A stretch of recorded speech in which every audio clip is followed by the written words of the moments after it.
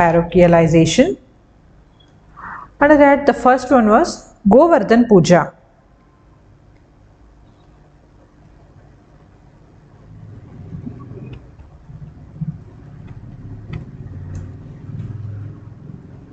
Govardhan Puja. So Govardhan literally means possessor of cows. That is Lord Krishna.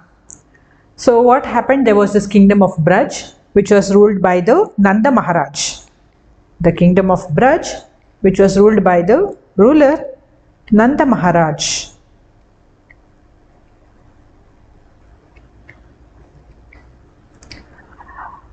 So it was a ritual in this kingdom that every year, once in a year, all the elder members along with the Maharaj, they would assemble together and they would pray to Lord Indra to give them enough of rainfall so that they can have a good agricultural produce and they can live a prosperous life. So it so happened that once all the elders of the village, they also assembled along with the king and they were praying to Lord Indra. So at this time, Lord Krishna, who was a child, he noticed all this and he asked the elders, why are you worshipping Lord Indra? So when they explained that we are worshipping Lord Indra to give us adequate rainfall so that we can have a good agricultural produce and we can have good fodder for cattle, everything, and we can live a prosperous life. That is why we are worshipping Lord Indra. So what Lord Krishna said was, there is no need for you to worship Lord Indra. See, you are a farmer. What is your duty? Your duty is to do agriculture and to take care of your cattle. That is your karma. So you do your karma. However, bringing rainfall is Lord Indra's duty and he will do that. Okay. So there is no need to worship Lord Indra and ask him to bring enough of rainfall. So listening to Lord Krishna, what the elders of the village did was, they stopped worshipping Lord Indra. So at this time, the Lord Indra got severely angered and what he did was, he brought about huge rain clouds. And it rained so much for a few days that entire kingdom of Braj, there were severe floods and people started, people started getting scared. They could not save themselves. They could not save their houses and fields and their cattle. So at this time, because of the severe floods, what Lord Krishna does is, he comes and in order to save the people and the cattle of this kingdom, he raises that entire Govardhan Giri in a single finger. So you must have, if you have visited Lord Krishna temples, very commonly you can see this paintings or pictures put over there. So you can see a picture like this.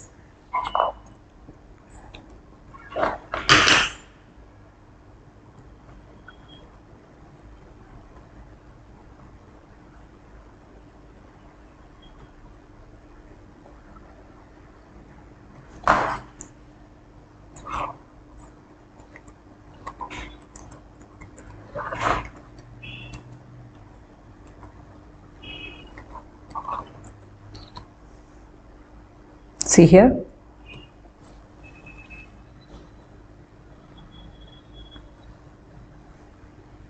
Can you see this picture?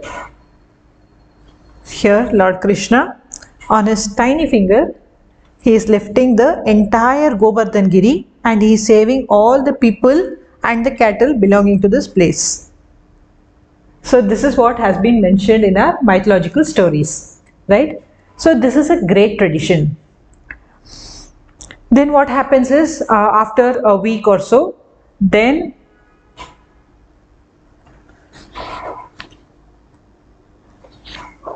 after, so what Lord Krishna says is, see, rain is a natural phenomenon, so it will occur. There's no need for you to go and pray to Lord Indra to ask him to bring rainfall. Instead, you as farmers, what is your duty? What is your karma? Your duty is to do agriculture and also to take care of your cattle. You do your karma and Lord Indra will bring in rainfall. So there is no need to go and worship Lord Indra. So because of that anger only, Lord Indra brings about huge rain clouds and creates this situation where then, in order to save the people, what Lord Krishna does is, he lifts the entire Govardhan Giri in his little finger to save the people and the cattle. And then after 1 week, Lord Indra becomes cool. Okay, he becomes cool, and then he calls back the rain clouds, and slowly the thunderstorms and rainfall and floods, everything stop.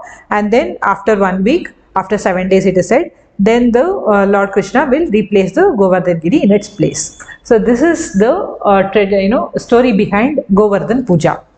So you can see that Govardhan Puja has been mentioned in religious texts, in mythological stories, in religious texts. So it is a great tradition which has been followed by people throughout the country. However, this Govardhan Puja is celebrated in a village called as Kishangari.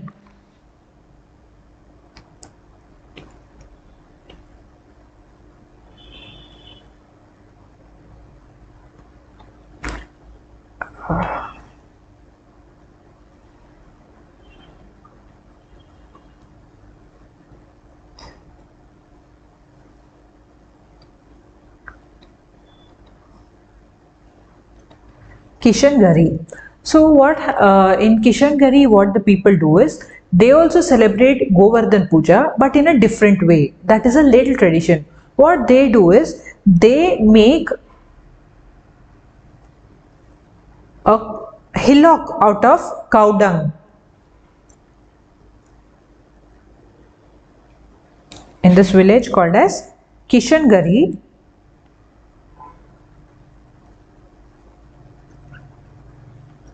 the people of this village, they celebrate Govardhan Puja, but in a different way. What they do is they make a small hillock of cow dung and they decorate it. This is called as Govardhan Puja. Okay.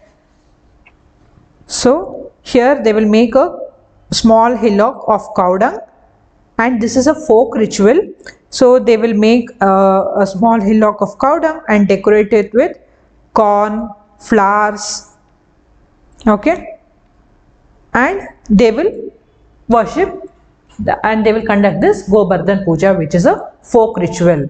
So the Govardhan Puja, which is a great tradition, has moved all the way and it has got parochialized as Govardhan Puja in this village of Kishangari. Okay, and this village Kishangari is just 40 kilometers away from the Govardhan hill, which has been mentioned in the mythologies. Okay, so Govardhan Giri is there. So some around 40 kilometers away from this Govardhan Giri, there is this village called as Kishangari, where they also practice or they also follow the Govardhan festival, Govardhan ritual. They celebrate that, but in a different form. So that is a folk ritual which they celebrate. So it is said that the great tradition of Govardhan Puja has moved all this distance and it has got parochialized into a folk ritual in this village of Kishangari.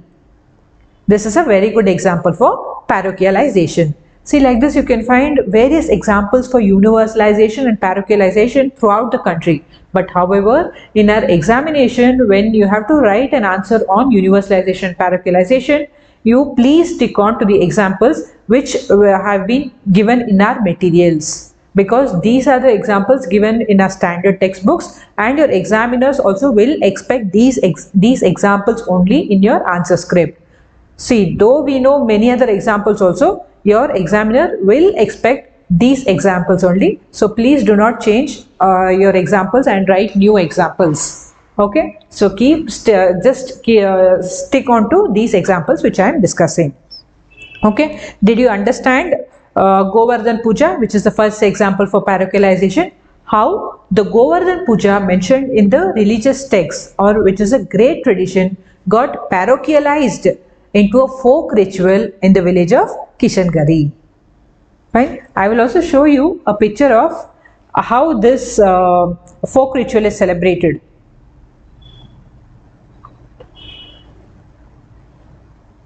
See, here you can see they are making a cow dung, a small hillock kind of structure with cow dung, and they decorate it with corn, fruits, flowers, not fruits, corn and flowers, and they conduct it as a folk ritual. So Govardhan Puja, which is a great tradition, got parochialized into a folk ritual called as Govardhan Puja. Govardhan literally means cow dung wealth. Okay.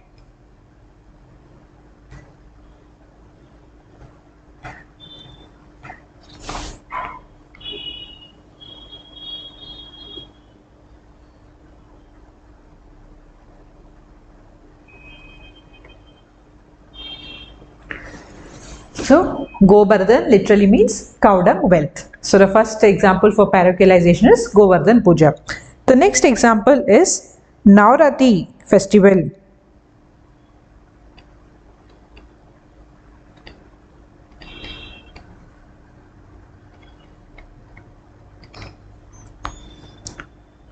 Now, since it's a time of Dasara, so preceding Dasara we have the preceding or during Dasara time, this time only we have the Navaratri festival, which is a very great festival in northern part of the country, isn't it? So even in southern part of the country, though celebration of Navaratri happens, it is not as grandeur and as pompous as it is celebrated in say UP, West Bengal and all these regions, isn't it? So in North India, Navaratri festival is a huge festival during which you can find there is the worship of Durga, Kali and Amba, right? So Durga Puja is celebrated with lot of grandeur in West Bengal, and even in other regions you can find the worship of Durga, Kali and Amba. These are the main gods which are worshipped during the Navaratri festival. So you can find that this is a festival which is a great tradition. Fine. So you can find worship of Durga, Kali and Amba during Navratri happening throughout the length and breadth of the country. However, it might not happen as with so much of grandness as it happens in North India, but even in South India, Navratri is a huge festival. So this is a great tradition. You can find that in the village of Kishangari, they also celebrate Navratri, and that there it is called as Navratri. The Navratri festival has got parochialized in the village of Kishangari as Navratri festival. So here, which god do they worship? They do not worship Durga, Kali and Amba. Instead, a local goddess, okay, a local parochial goddess occupies the place or place of importance in this festival, and that is this local god called as Norata. Norata, who is a local goddess, assumes the place of pride in this village of Kishangari, and this goddess is celebrated during this Navratri festival. So this is an example of little tradition. So the great tradition of Navratri, where during which we celebrate Durga, Kali and Amba, has got parochialized and got celebrated as Navratri in this village of Kishangari, where instead of Durga, Kali and Amba, you can find the worship of the local parochial goddess Navratri. Navratri. Fine. Did you all understand? This is a very good example of parochialization. So when you are writing about parochialization, you have to stick to these two examples. First one is the Govardhan Puja and second one is the Navratri festival. Next, universalization.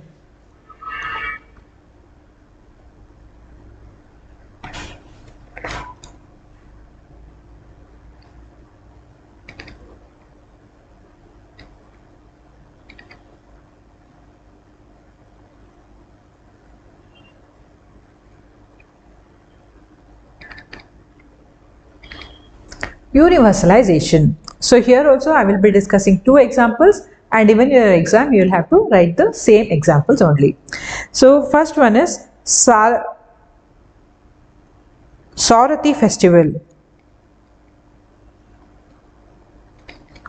Saurati festival.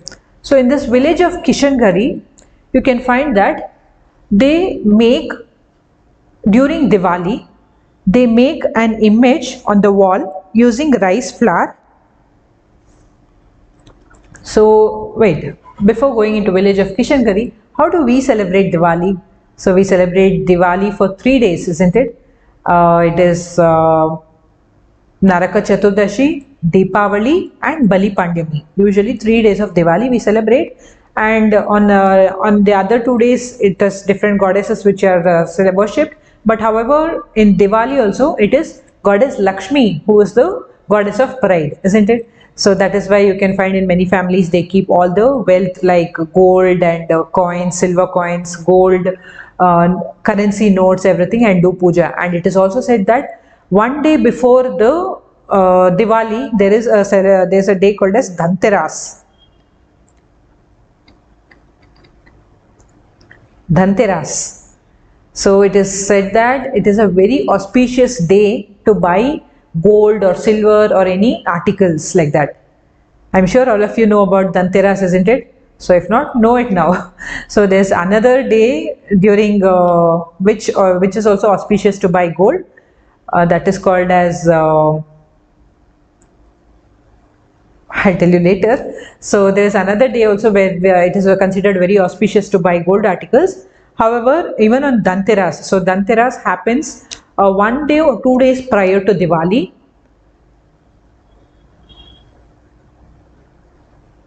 Okay, Dhanteras happens 1 or 2 days prior to Diwali, and usually, if you buy gold articles and all, they say it is very lucky, and it'll bring in a lot of prosperity to your family, and you'll become very rich and all these things. So that is why it's auspicious to buy gold and silver articles on Dhanteras.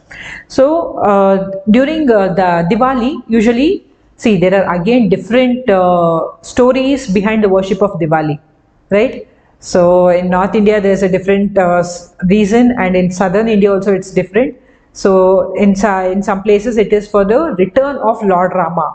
So Lord Rama would have gone in exile into the forest, and Ravan would have abducted his wife Sita, and he goes, fights with Ravan, he kills him, and then he returns back. So the return of Lord Rama is celebrated as Diwali in certain places. Whereas there are other stories also like Naraka Chaturdashi. So how that story is also we shall discuss in the next class. Okay, why exactly Naraka Chaturdashi is celebrated? What is Bali Pandami? Why there is a difference in the dates which we celebrate Diwali in South India and North India? You can find there's 1 day difference. Yes or no? So yes. So now what we'll do is, instead of me telling you all the stories, fine, instead of me telling you all the stories, this time for a change, you find out all these things. Why, for what reason is Bali Pandami celebrated? For what reason do they celebrate Naraka Chaturdashi? And why is there a difference in 1 day between which Diwali is celebrated in Southern India and Diwali is celebrated in Northern India? Okay, so for all of these, you find out the answers and you let me know in the next class. Okay, so, so during Diwali, yeah, Gokul Gopi is giving me the right answer. It is Akshaya Tritiya. So Akshaya Tritiya is also a day during which it is considered very auspicious to buy gold and silver articles. So there will be huge crowds of people in the gold stores that day. You cannot, many people, that's why what they do is they'll go to the store prior, some 1 week or 10 days prior, they will choose some article, they will pay some advance money for that also, and they'll come back. And on that particular day, they will go pay the remaining amount and they will buy it, like, meaning they are actually buying it on that particular day. Fine, good. But unfortunately, now after COVID, people, I think, slowly, this time, I don't know how they celebrated, but last in 2020, almost all the shops were shut and only few people could buy it online, and only few shops were open, and it wasn't that great last year and even this year also. Fine, we all know how much people are going through because of COVID, and where do they have the money to buy gold? Isn't it? Okay. So Diwali, right? So Diwali here in great tradition, it is mainly about the worship of goddess Lakshmi. Whereas in this village of Kishangari, they also celebrate Diwali, but there it is called as Saurati. Saurati. Here they make a image of a goddess, local goddess called as Saurati. Okay, Saurati. So there will be a wall. On this wall, they will make a image of goddess Lakshmi using rice flour. Okay, using rice flour, they will make an image and they will invoke her blessings and they will pray for her. So this is a little tradition, and they say that this little tradition got universalized and it became Diwali. That is, the little tradition of Saurati got universalized into Diwali and great tradition. Fine. So during Diwali, the people of Kishangarhi carve the image of Saurati on walls using rice flour to invoke her blessings. So McKim says that such practices did not originate in the great tradition, and it is the little tradition of Saurati worship that got universalized and it traveled upwards and it got universalized and it got incorporated in the religious texts and epics of great tradition as Diwali festival. Did you understand Saurati? So Saurati is a local goddess. What the people of Kishangarhi do is they make a image of Saurati on the wall using rice flour and they celebrate it as Saurati festival. And it is this folk culture or this festival of the village of Kishangarhi which slowly started an upward devolution and it got integrated into the great tradition elements and it got mentioned in the religious texts and it became the festival of Diwali in great tradition. Fine. Next example is Saluno festival.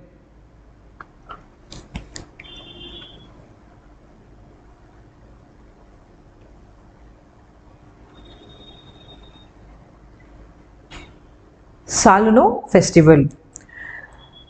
So what these people of Kishangarhi do is, in order to, whenever their brothers go out of the village or move out for some activity, for some purposes, so in order to protect their brothers from other evils, what they do is they tie a sacred thread. Okay, they tie a sacred thread on the wrist of the brothers, and that is a tradition which they have been following. And this tradition of tying a thread on the wrist of the brother by the sister slowly started an upward devolution and it got integrated into the great tradition as Rakhi festival.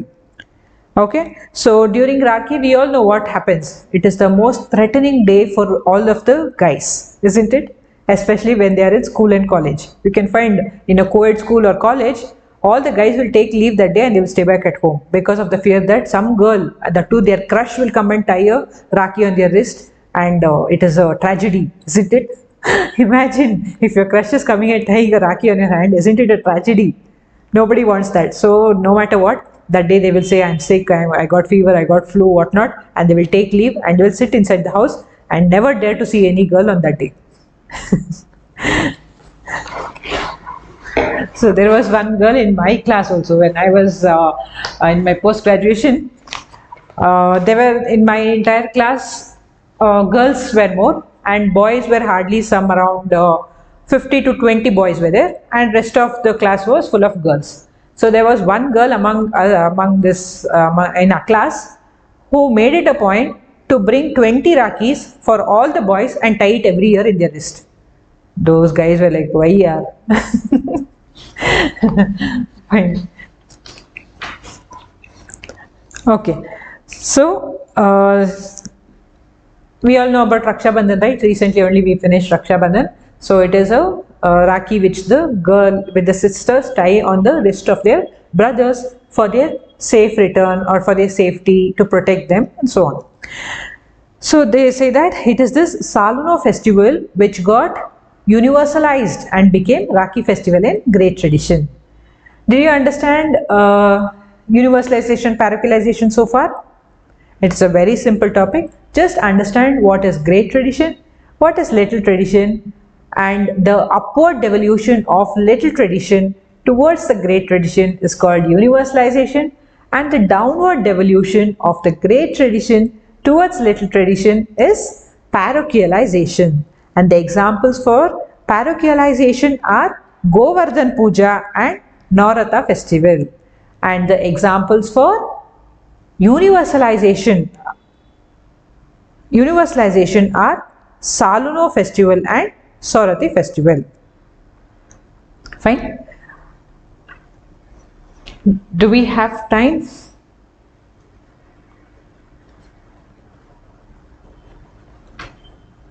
Okay.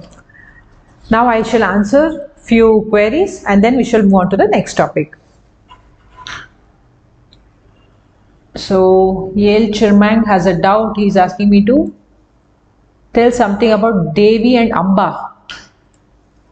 Durga, Kali, Amba, these are the goddesses which are worshipped during Dasara celebrations. So Devi has many forms, I think. So Devi tells something about Devi and Amba. See, these are the Hindu goddesses. Durga, Kali, Amba, Lakshmi, Saraswati.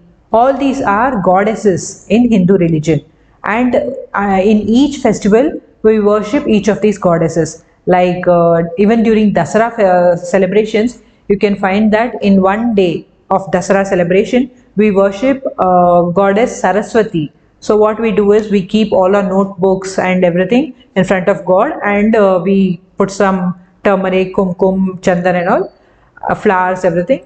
And then we worship to goddess Saraswati, seeking her blessings so that we get good knowledge, we are able to study well, we are able to clear the exams. So this is what, so goddess Saraswati is associated with knowledge, education, all this. Similarly, a goddess Lakshmi is associated with wealth, money. So that is why you can find goddess Lakshmi is worshipped during this Dhanteras, during Diwali. So, it is believed that she is the giver of wealth, prosperity, money.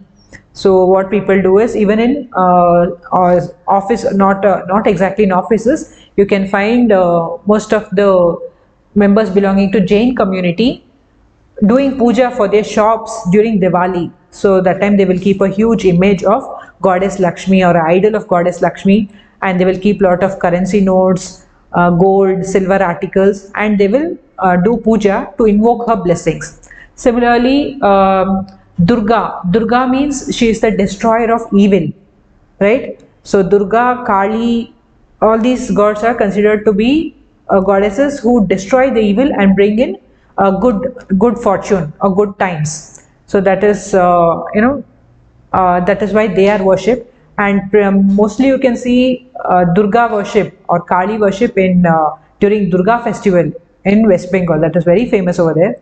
But otherwise also in other regions, even in Delhi, you can see during this entire Dasara season, there's Durga temples and Kali, all these temples.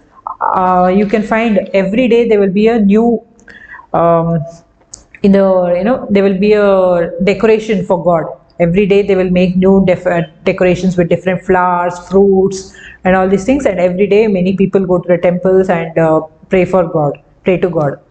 So apart from that, further about these gods and goddesses, I'll have to read and tell you, because that goes too much into mythology about gods, right? Fine. Now we shall move on to the next topic, sacred complex.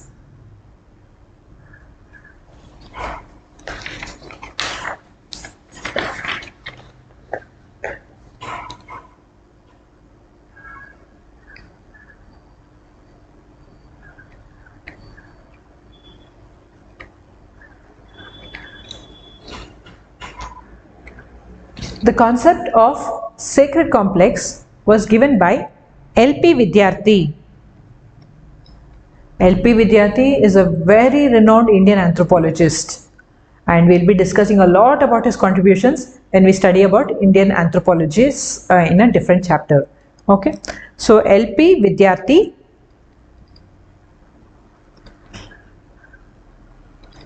the concept of sacred complex was given by L.P. Vidyarthi in his landmark study, The Sacred Complex of Hindu Gaya.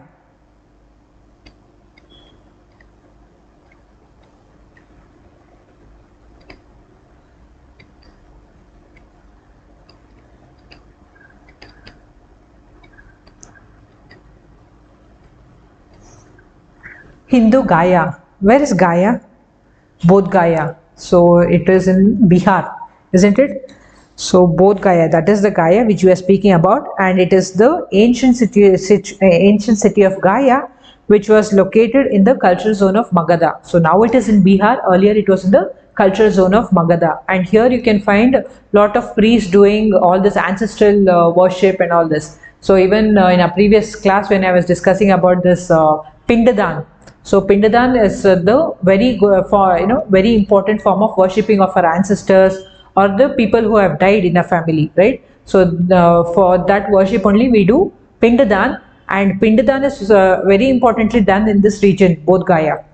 Okay, so LP Vidyarthi, he studied this region of Bodh Gaya, and based on a study, he gave us the concept of sacred complex in this book, the sacred complex of Hindu Gaya. So what he says is, what is a sacred complex? Now, if I ask you what is a sacred complex, you will think, okay, what might be sacred? Sacred means something auspicious, something very precious, something like that. And sacred complex, what is a complex? So what LP Vidyarthi says is, if you have to understand what a sacred complex is, you need to understand three important descriptive terms. If you understand these three important descriptive terms and conceive them collectively, then you can understand what is a sacred complex. Okay, sacred complex means there are three analytical concepts or three descriptive terms which if you understand and if you conceive them collectively, you can know what is a sacred complex. Okay, so first one is sacred geography.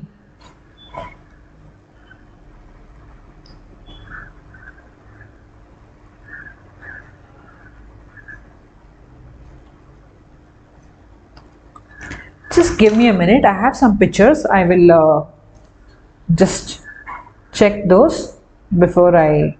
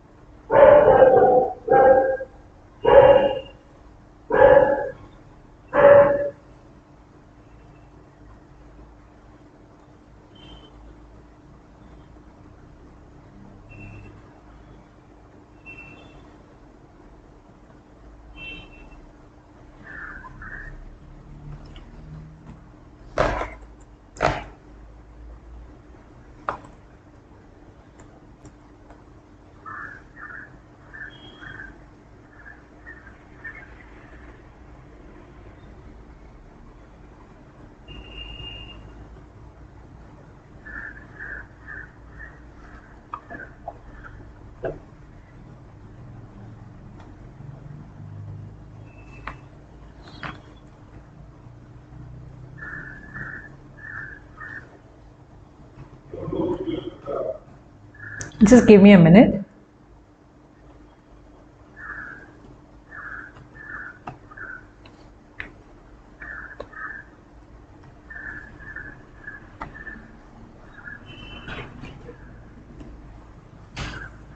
So,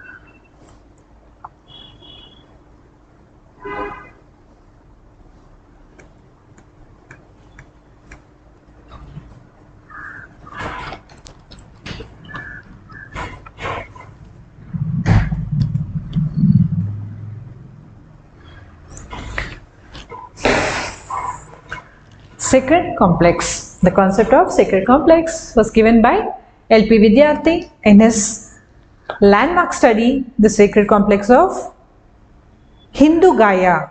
So Bodh Gaya, this region was present in the ancient zone of Magadha, and now it is present in Bihar, and it is very famous for ancestral worship. So all this Pindadan, whatever you want to do, you're even sitting in any part of the country, any part of the globe, you can book your all these pujas, and you can make an online payment, and there will be priests who will be ready to do that on your behalf, and you can also be very happy. Fine. So L.P. Vidyarthi says that in order to understand what a sacred complex is, we need to understand three important analytical concepts. One is sacred geography, second one is sacred specialist, and third one is sacred performances. So what is a sacred geography?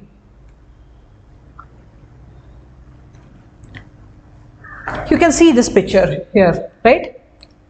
Sacred geography. You can see any temple, like if you visit Tirupati. In Tirupati temple, you can find there's a hill, and when you move over there, there's a forest, there are a lot of animals in that, there are water sources, there are streams, there are rivulets flowing here and there, and all of this you can witness only when you are climbing the hill through the steps. Whereas if you go to the vehicles, you can just very briefly you can see what all is there. Then you can find a river, water source, you can find forest, you can find animals. There's a altogether unique geography over there which you cannot find in other places. Same is the case with other places of religious pilgrimage, like you can consider Kashi, that is Varanasi, isn't it? In Varanasi, how many of you have visited Varanasi? So if you visit Varanasi, you can see the Ganges river is flowing, and on either sides you can find ghats just like this. So this is a picture of, this is a picture similar to that of Varanasi. You can find the river flowing, and on either sides you can find lot of ghats, and in each of these ghats you will have many temples. So if you take a boat ride, the person in the boat will take you across several kilometers like this, and they will show you many ghats. So there is Harishchandra Ghat, there is Munshi Ghat, there are several ghats. Okay, so you can, that ghats stretches across kilometers. So you can find people moving over here in boats and visiting all these ghats, and in these ghats you can find various temples, small temples. Pujas will be happening, people will be singing, they will be reciting bhajans, they will be dancing, and lot of old age ashrams also will be there over here. Okay, and in one ghat, in that Harishchandra Ghat only, you can find people burning the dead bodies. Okay, the corpses will be taken to that Harishchandra Ghat, and there they will burn the dead body, and sometimes they even throw it after, before it is completely burned, they even throw it into the water and all. There was one Hindi movie where they show very clearly what exactly happens in this Harishchandra Ghat. The hero is the person who belongs to that family, who is into that burning of the corpses. And he is the same hero as that of Uri movie, right? I'm sure all of you watch Uri movie, isn't it? So that hero and the hero in that movie is also the same, but I'm not able to recall the exact name of that movie. Okay, so if you watch that, you will get an idea. So this is what we call it as sacred geography. It has a unique environment, it has a unique vibes to itself, isn't it? So these are the religious places which can be further divided into various zones and all. So this is the uniqueness of that place. You cannot find this kind of geography in other places, isn't it? So these are this kind of geography where there's water, there is this religious, places, there is mandirs. All of this is special to that place alone. Same you can consider with other temples like Tarakeshwara temple. So you consider any famous temple, it will have its own unique geography. Either it will be on a hillock or it will be on a mountain, and there'll be a water stream, there'll be forest. It has some unique features over there which is special only to that region. That is what we call it as sacred geography. Then coming to sacred, this is sacred geography. Then coming to sacred performances or sacred practices. Here, this is again that same picture which I showed you yesterday.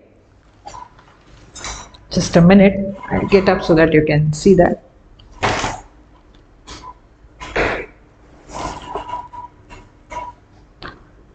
Yeah, so can you see this?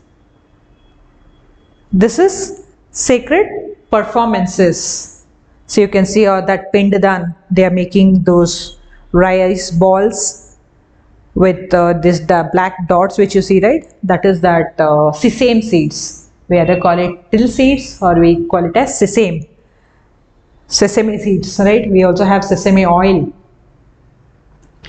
Isn't it? Sesame oil is widely used for cooking in Tamil Nadu and other southern states. And in North India, mostly they use this sarson ka tel, right? Sarson means mustard.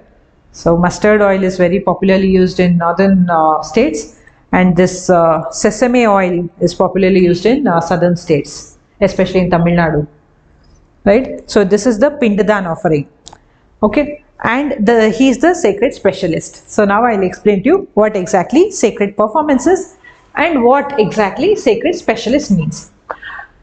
So did you understand sacred geography first of all, right? So sacred practices or sacred performances, both are the same. Sacred practices or the sacred performances, these are carried out by Gayawal Brahmins. So what these people do is they'll be staying in the village, in these places of religious pilgrimage. They will be popularizing the religious texts, okay, say Ramayana or Mahabharata. Even in Delhi, you can see during this season, prior to COVID, that is in 2019 when I was in Delhi for classes, that time I witnessed that in many places they used to put up these advertisements saying learn or understand or go to this Ramayana course or Mahabharata course and so many hours.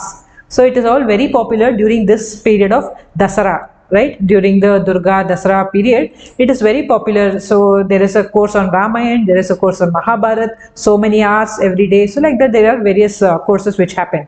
So what these people do is, these sacred practitioners, these are the Gayawal Brahmins.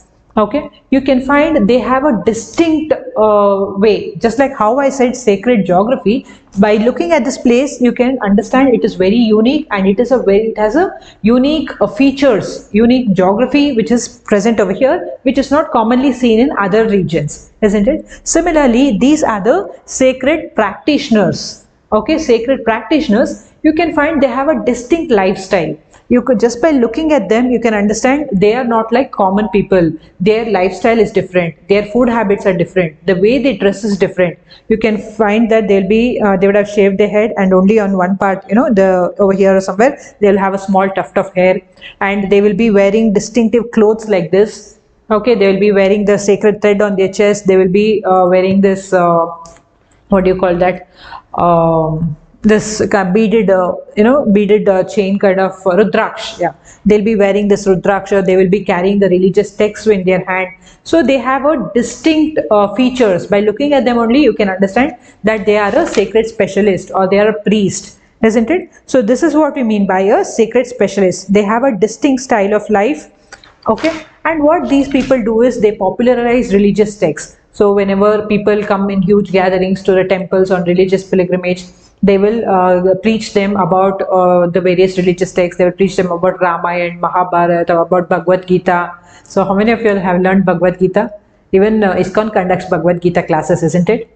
So if you haven't and if you are interested, now online classes are also going on in ISKCON for Bhagavad Gita. So you can enroll and you can know more. Okay, fine. So what these people do is they popularize the religious texts. So usually in villages, if you see, most of the people, they go on religious pilgrimage not as families but entire groups of people. See, if people in urban areas, they want to visit some place of religious pilgrimage, so they want to go to Varanasi and visit all these places, they will plan for their entire family and they will go there, they will visit, they will do whatever pujas they have to conduct, and they will return back to their home. Whereas in villages, you can find that this is not the common practice. In villages, they will save money for an entire year, right? They will plan, they will save money for an entire year, and usually after the agriculture season, when when they have a break and there is not much activity, all the members of the village, they will book a bus, they will set out on a religious pilgrimage together. So around some 50 or 100 people will set out together, and they will go visit all these places of religious pilgrimage one after the other, and then they will come back to their home. So like this, when these people go to the places of religious importance, it is the sacred specialists who popularize the religious texts. They preach them about our religion. They tell them what is Ramayana, what is Mahabharat, what are the various bhajans and everything, whatever related to religion. They will preach. They will popularize the religious texts, and it is these people who organize the pilgrimages for them, and they also officiate as the temple priest also. So they are the temple priests. They conduct a lot of rituals and pujas. And you would not believe that most of these temple priests will be millionaires.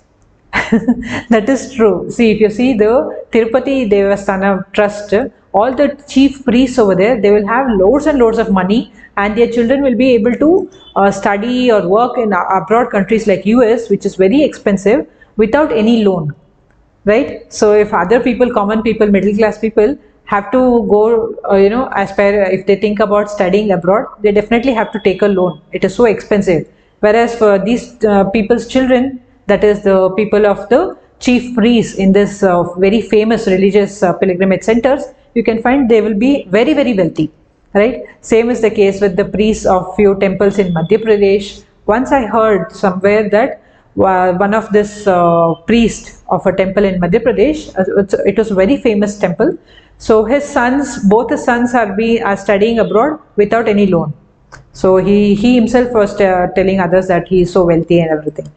So like this, you can find that these people, they organize the pilgrimage, they popularize the religious texts, and they also officiate as temple priests, and they also conduct a lot of rituals. So these people, especially the ones in this Gaya region, are called as Gayaval Brahmins.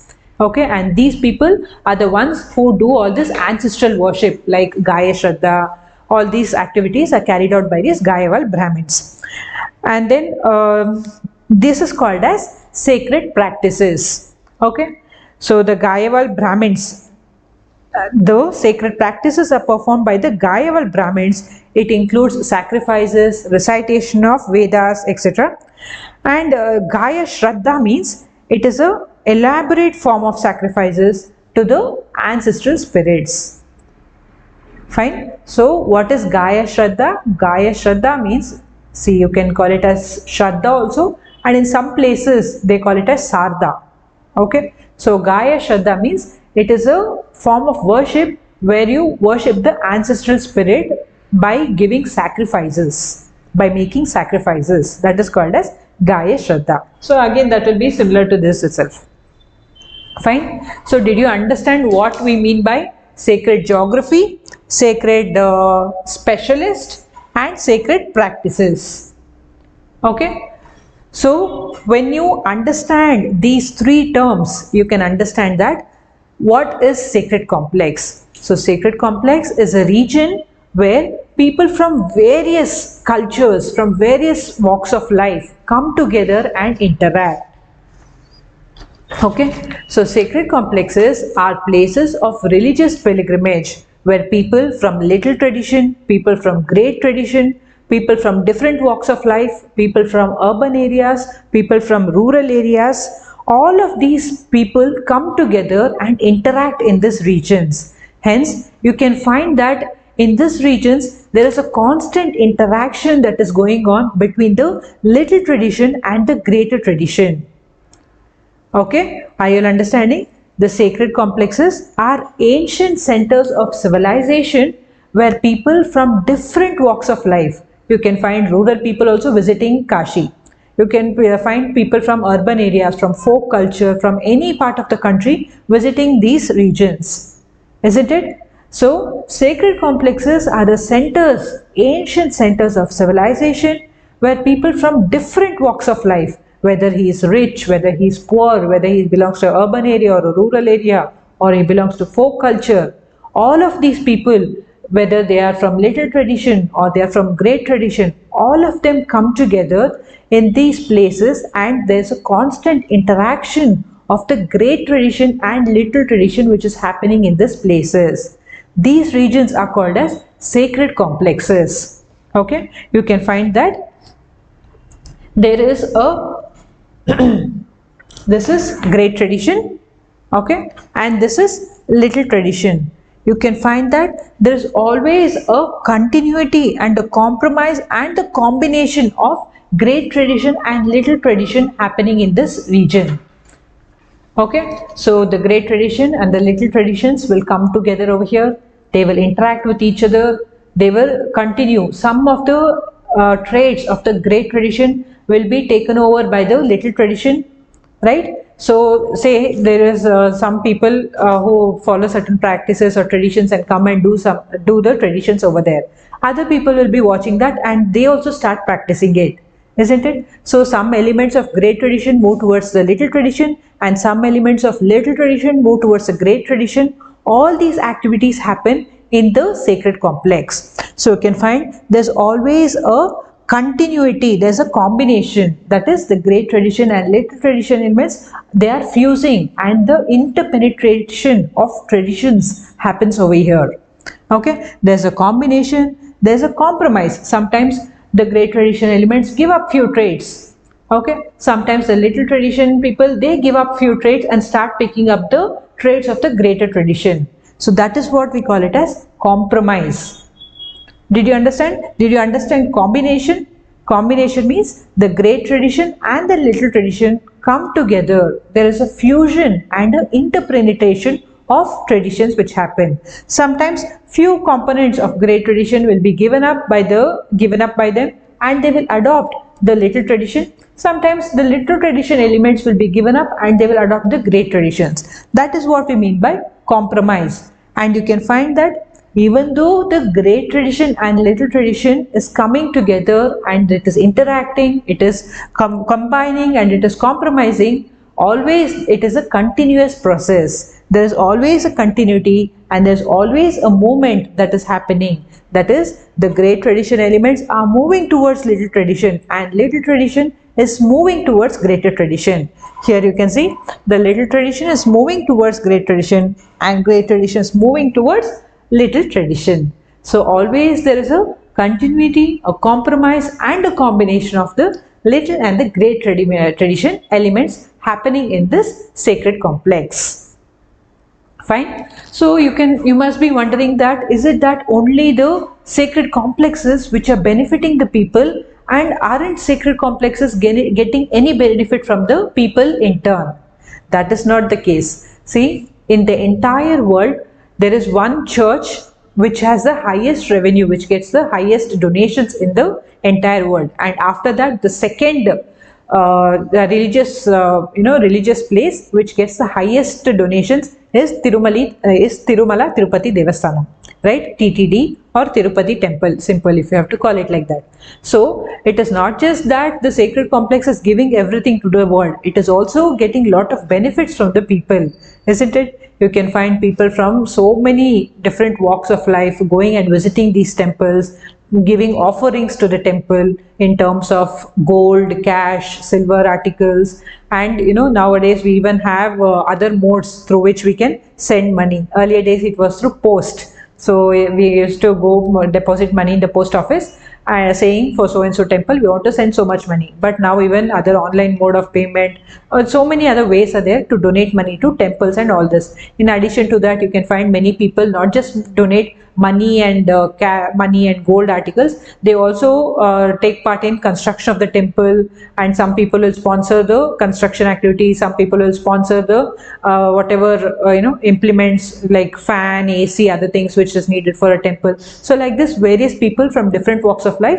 whatever possible contributions they can do towards the temples, they will do it, isn't it? So this is how the sacred complex and the priest and all these people who are working in the temple are also getting benefited. Fine. So the sacred complex is a place where the great tradition and the little tradition elements come together, they fuse with each other. There is exchange and interpenetration of the traditions which is happening. You can witness the continuity and the compromise and the combination of the great tradition and little tradition happening over here.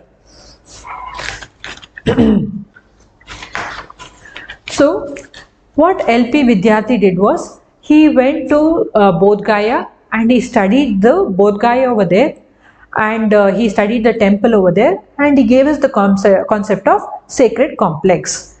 So, that doesn't mean sacred complex applies only to Bodh Gaya. Okay, what LP Vidyarthi did was, he went to Bodh Gaya and he studied over there and he gave us this concept. So, this concept can be applied to various other places of religious pilgrimage. Okay, so inspired by LP Vidyarthi, many other people also started studying various other sacred complexes, like the Lingaraj temple in Bhuvaneshwar. This is the Lingaraj temple in Bhuvaneshwar. Here you can see this. The Lingaraj temple in Bhuvaneshwar, this was studied by Mahopatra. Okay, and this is the Chamundeshwari temple of Mysore in Karnataka. The sacred complex in this temple was studied by Morab and Goswami. I'll move this way so that you can see. Fine. So this is the Lingaraj temple in Bhuvaneshwar, Orissa, which was studied by Mahopatra, and this is the Chamundeshwari temple in Mysore, Karnataka, which was studied by Morab and Goswami. Then you can also see the Tarakeshwara temple. See how beautiful this temple is, isn't it? The Tarakeshwara temple in West Bengal, which was studied by Chakravarti.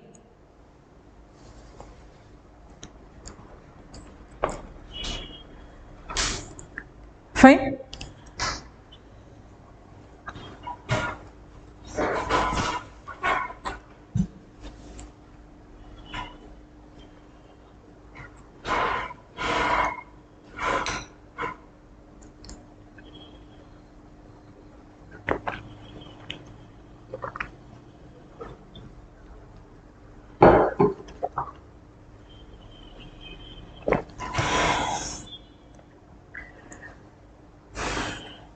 So once again, I will summarize what a sacred complex is.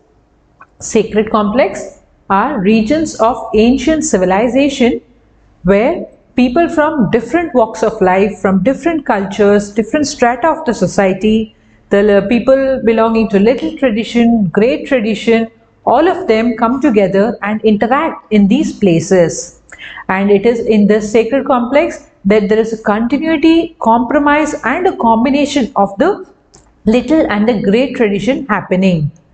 And LP Vidyarthi studied the sacred complex of Hindu Gaya in Bodh Gaya, and he gave us 3 analytical concepts or 3 descriptive terms for us to understand what a sacred complex is. They are sacred geography, sacred specialist and sacred performances. If you understand all these 3 analytical concepts or descriptive terms and conceive them collectively, you can understand what is a sacred complex. And inspired by LP Vidyarthi, other people also studied various sacred complexes in different parts of our country. Fine. I hope you understand the concept of sacred complex. It's very simple, isn't it? So in this entire lecture, we have discussed what is great tradition, little tradition, universalization, parochialization and sacred complex. All these are very, very simple things. Just read the material once, and once you have understood it, there wouldn't be any need for you to keep reading it again and again. This is not rocket science after all, isn't it? It's very simple. We have seen all these, but just we are reading about it now, right? Fine.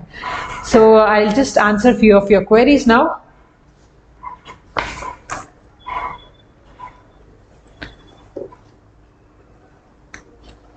So,